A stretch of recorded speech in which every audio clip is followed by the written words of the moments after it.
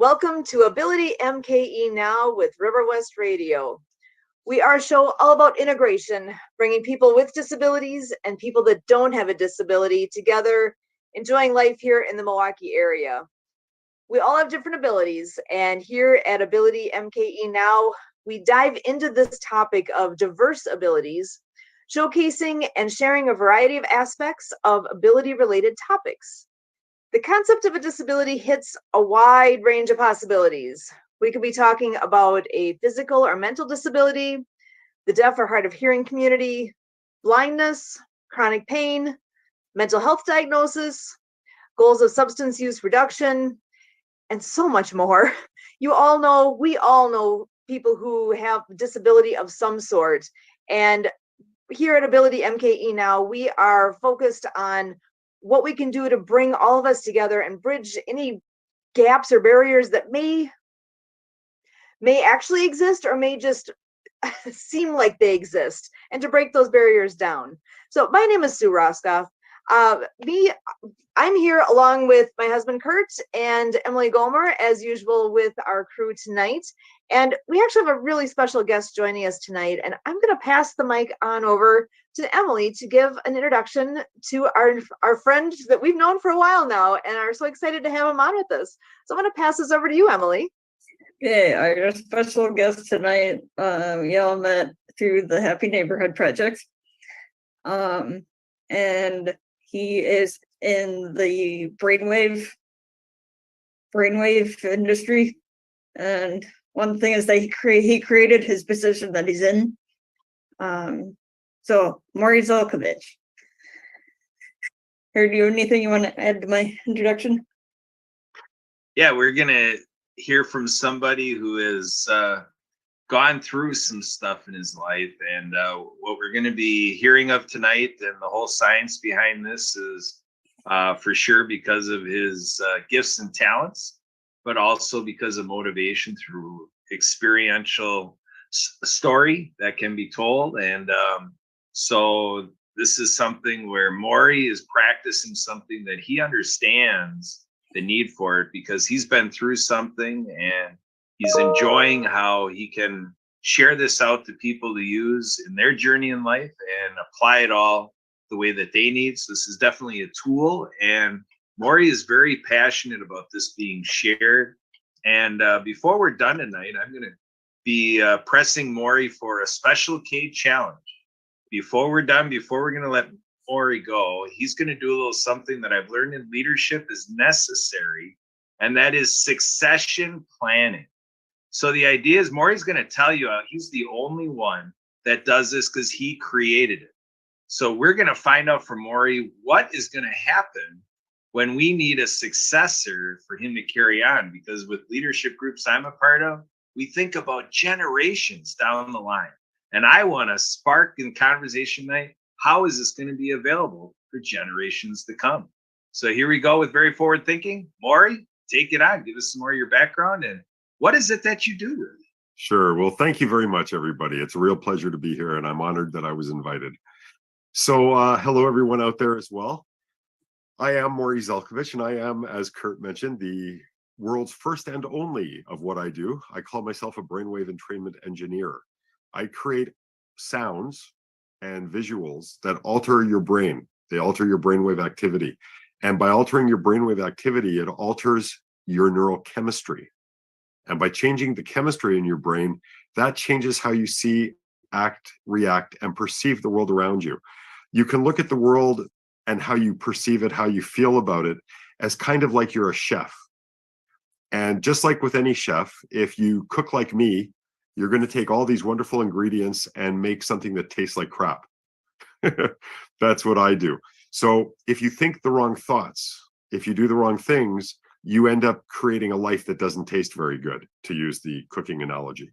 However, if you think the right thoughts and you do the right things, then it's like creating a beautiful recipe that tastes wonderful, and your life then is a wonderful meal instead. These are things that we can control.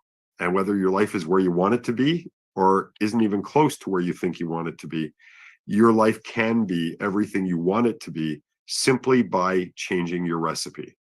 And the recipe is changed simply by putting on a pair of ordinary stereo headphones, closing your eyes, pressing play. You can even fall asleep because of natural processes in the human mind and the human brain that occur as a result of listening and being exposed to the vibratory patterns that I create in my work.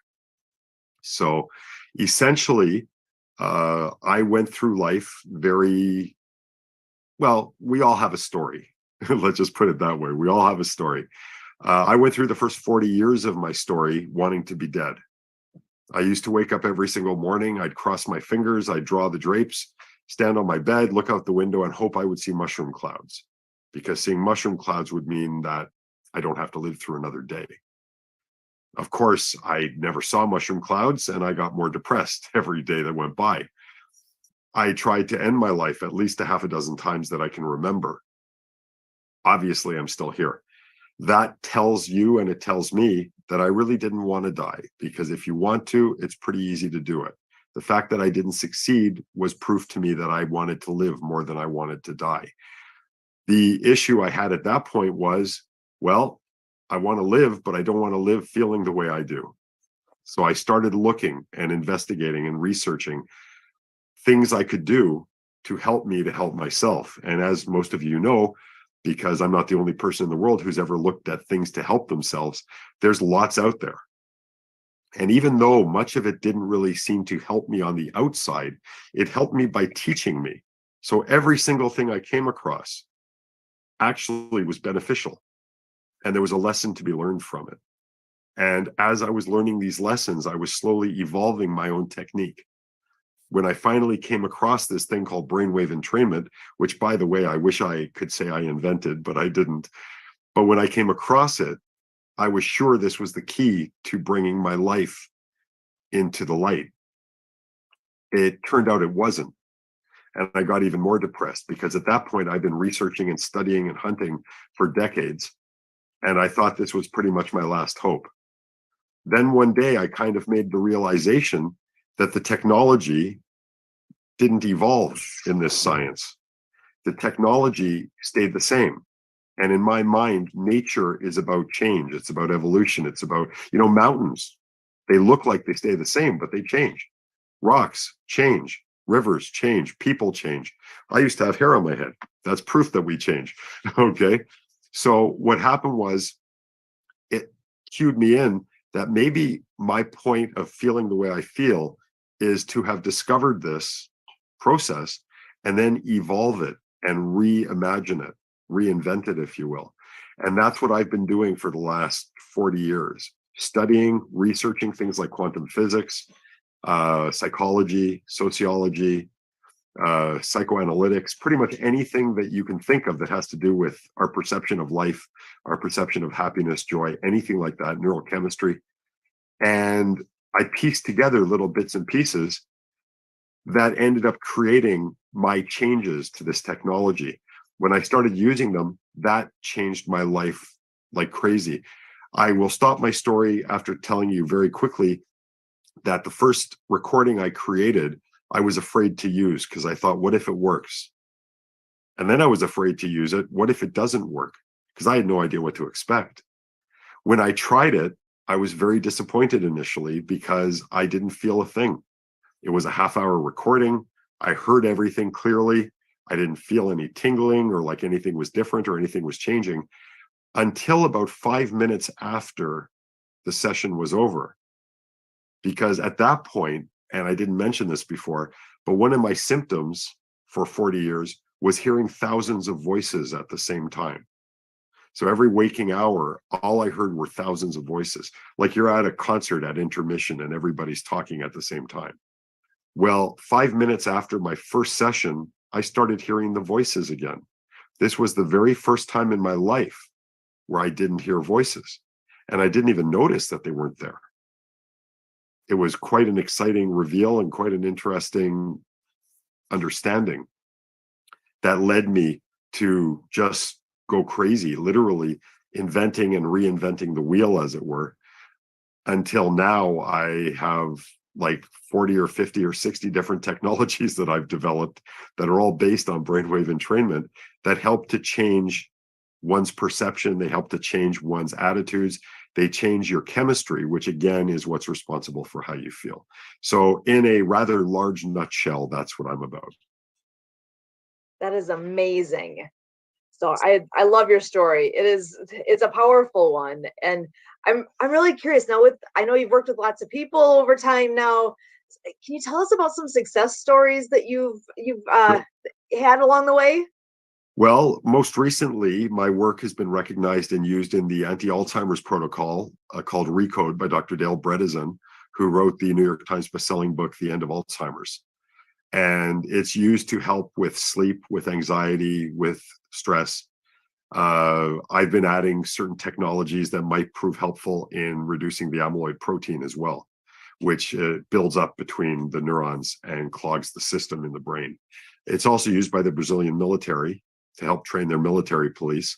I remember one story. It's interesting because we just did a promotion, and the funny thing about it is there's a testimonial in there from a family in the UK who have, I think at the time, one of their sons was 27 years old and autistic. And they commented that they've spent tens of thousands of dollars on all these expensive treatments. My system was nothing compared to that. But the interesting thing was that since their child has been, and child at 27, you're always a child, right? But since they've been listening, they did things like they start talking to their younger brother now, which they never did. The parents told me that they started crying one day because he came up to the father and asked him to read him a book. And he'd never done that before. So, I mean, ultimately, I think the change in me is the biggest change. But it's kind of hard to give a testimonial for your own stuff because people don't believe you because of the vested interest. But wanting to come from, being dead forever to wanting to live forever, that's quite a dramatic change as well. It is. It's amazing. And I'm so glad because I've only known you as such a positive, wonderful energy that when I've been around you. So it's amazing to know to hear where you've come from and where you are now, and the changes that this is the change that it has been for you. Thank So you. Yeah, it's awesome. If I can just say one more thing, because you kind of cued something in my memory when you said that. I went through 40 years of my life misinterpreting my life. So why, what did I literally thought I was Hitler in a previous life, because how could I be getting punished and feeling as crappy as I feel? And then it struck me that when you're afraid, I can only talk for myself. So when I was afraid and feeling threatened all the time, I was doing this. So I was closing my eyes and I was putting up my arms and I wasn't listening and I was trying to block everything out. When I started making the realization, and it happened, funny enough, shortly after I started listening to my recordings, but when I made the realization that maybe I'm misinterpreting what's happening to me, maybe these experiences aren't bad, maybe they're actually lessons I'm supposed to learn from. And because I'm doing this instead, I'm not learning anything. And when I was a kid, my mom, I played hooky from school. I was like 6 years old or something. And I played hooky from school pretending I was sick.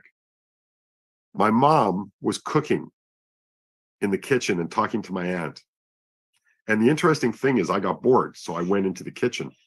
Back in those days, the heating elements for the stoves were elevated.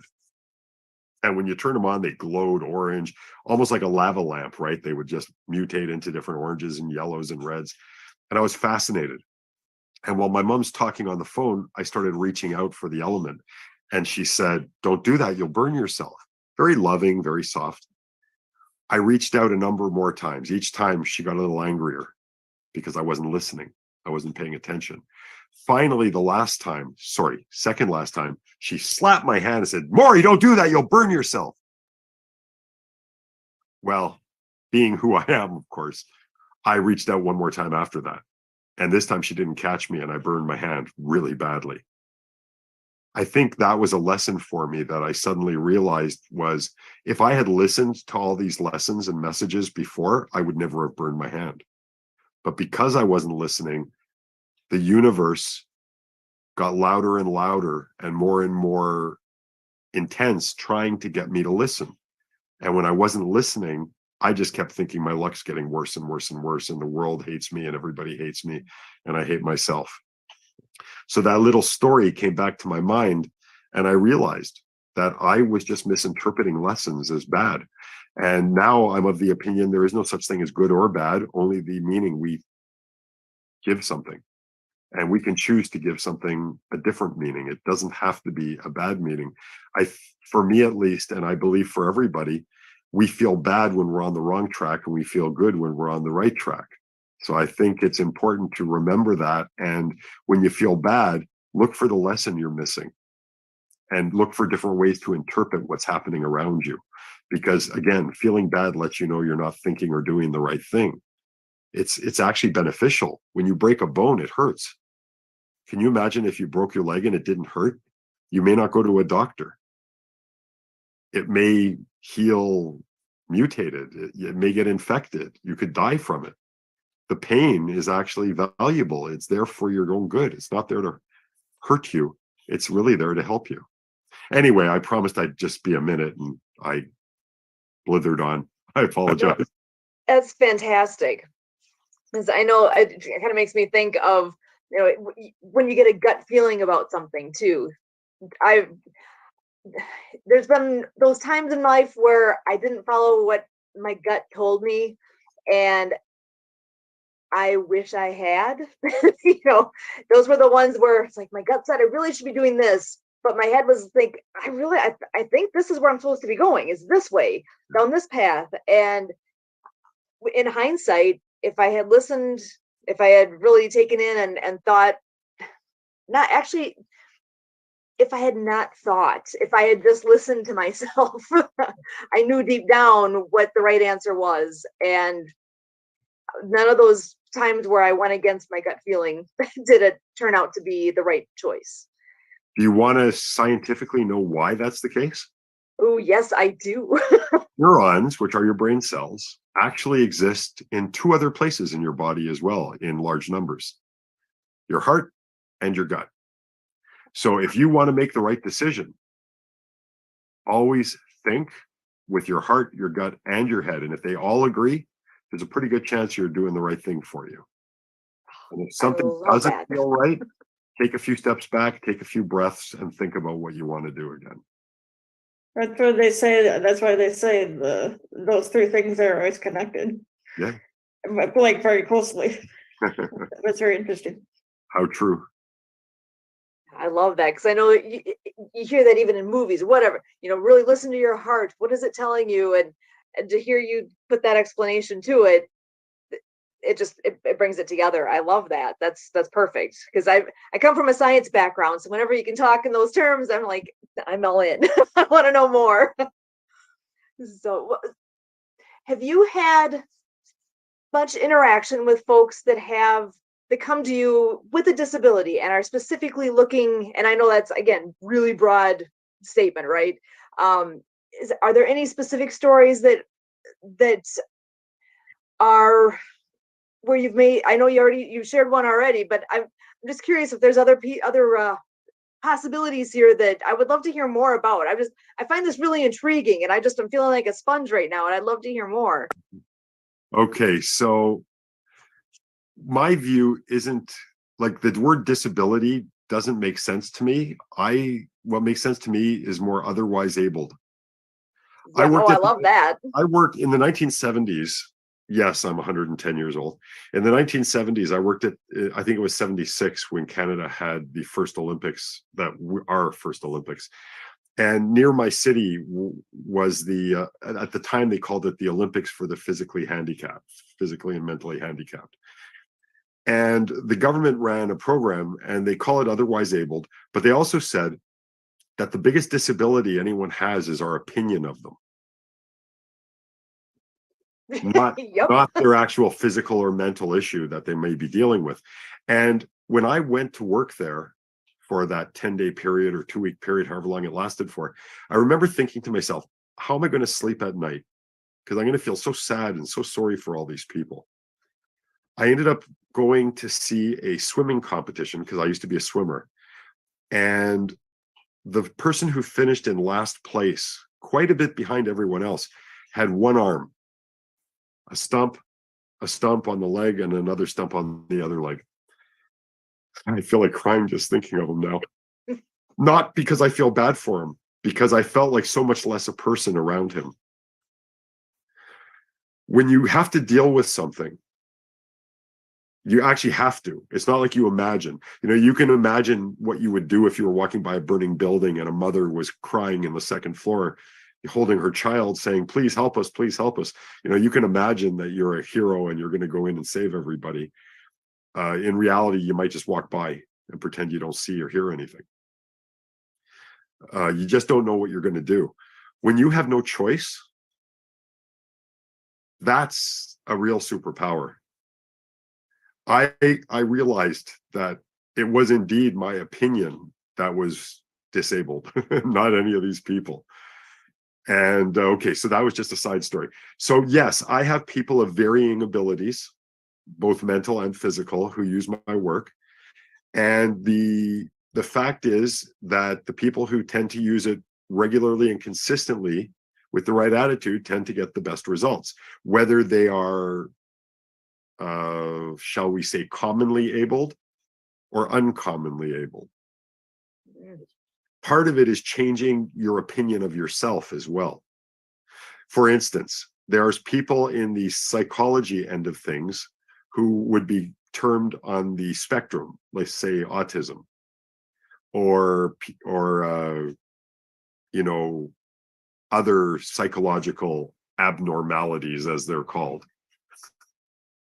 Interestingly enough, I don't believe autism is a problem. I think it's an evolutionary step forward. Our society, unfortunately, tends to feel uncomfortable around anything that's different. So remember, this isn't a case of ooh, this is not good. This is just different. Quite frankly, if everybody killed people, then it would be normal to kill people. And if you didn't kill anyone, you would be abnormal. So I think it's important not to make the mistake of, just because we use the term normal, normal doesn't mean good. It just means common. And if we alter the chemistry in our minds, and we alter by altering our thoughts, or using things like brainwave entrainment to help us to do that, we can see the world differently. Because a lot of us see the world from a place of fear or discomfort.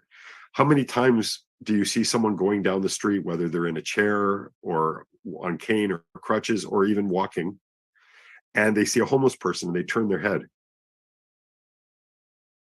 Right? Who do you think? Yeah. Who do you think is quote unquote disabled in that scenario?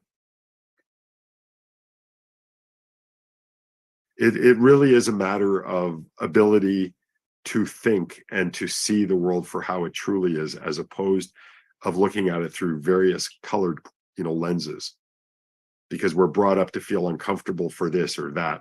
A lot of very wealthy people can't look at someone who isn't wealthy because they'll feel guilty. So what do? Instead of maybe taking some of their wealth and donating it to places that can train these people so they don't have to be poor anymore, they turn their head instead.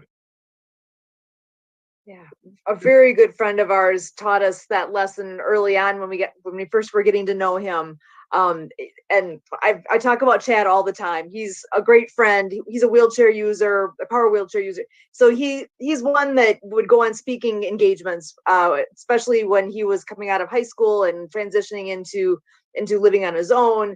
And he always said, "Look at my ability, not my disability," because he's one that, if you know all the things that he's done, he would blow your mind. He's out there. He's like, why can't I? Just because I've got a physical thing going on here that I have to do things differently doesn't mean I can't do them. Everybody has physical things going on. You know what? No matter how hard I try, I can't fly without an airplane. Right. I can't run like a gazelle. I tried. It'd be nice, but the funniest thing in the world when I'm running, by the way. So, all I'm saying is, we all have limitations. Right. And we all have areas that we excel in. And when I say all, I mean all. Not exactly. just people who are built like a like Arnold Schwarzenegger used to be, or Sylvester Stallone or whatever. We all have our limitations. One limitation isn't worse or better than another. It's how we deal with these things that matters. Look, when I tell my story, and even when I get a little more into detail, I can't tell you how many people do this and go, oh, I'm so sorry for you. I have to stop them and say, no, don't feel sorry for me. Be happy for me. I have a 6-year-old line. Well, it's not really, it's the line of a 6-year-old. I couldn't be so happy if first I didn't feel so crappy. Ooh. Because my experiences taught me things that I couldn't have learned any other way. Yeah, it's all where we've been. That's part of why we love doing AbilityMKE Now, because we can't all experience all these things ourselves. But if we can learn from others and take in the lessons that because I wouldn't have been here doing this show even 10 years ago. I mean, this is something that there's an evolution that takes place to actually get to a point of, people need to think about these things. It's just because I don't personally have to use a wheelchair on a daily basis doesn't mean I should ignore the part about, curb cutouts are an important thing, or being able to get into a business just because I'm walking. Why can't my friend who's in the wheelchair come in too? Well, we don't think about that all the time because it's not what we are personally having to deal with on a daily basis. So it makes a difference what our experience is. And if we can share that kind of experience and have those thoughts planted with people, it's amazing. That's part of my mission here is just to help people think outside the box, which is really just think outside yourself. What your experience has been. Put on there's another friend that does a lot of wheelchair sports, and he just calls those chairs it's a different pair of shoes. Sure, it's a piece of equipment. It's equipment like anything else. Imagine the kind of world we would have if all parents taught their kids not to look away. Oh, yeah. But not to treat them like they're special either. Just you're a person like anybody else. Exactly. If that is a golden lesson right there. But that's the truth. There is no difference. It's all made up. It's all just painted in because, someone feels uncomfortable or someone needs to feel better than someone else. But if we start with the children, if we start really young, start from the day they're born, you don't look away. You sit and you talk to someone. And they're there and they see that. Don't be afraid. Don't think there's anything sad here. It's a person. If someone's in a Honda or if someone's in a Ferrari, you don't think one is more able than the other. Right. They're wearing different clothes, different shoes. Pair of shoes. What's different? It's just different. Different does not mean good or bad. It literally is different. So, Morry, I cannot thank you enough for being here and sharing your experience with us. This has been wonderful. I've always enjoyed my time with you, and I'm so glad that we get to share you with the world here as well. And I appreciate the opportunity.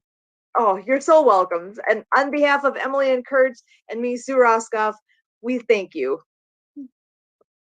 Absolutely a pleasure to be here, and I'm honored to have been invited. Thank you.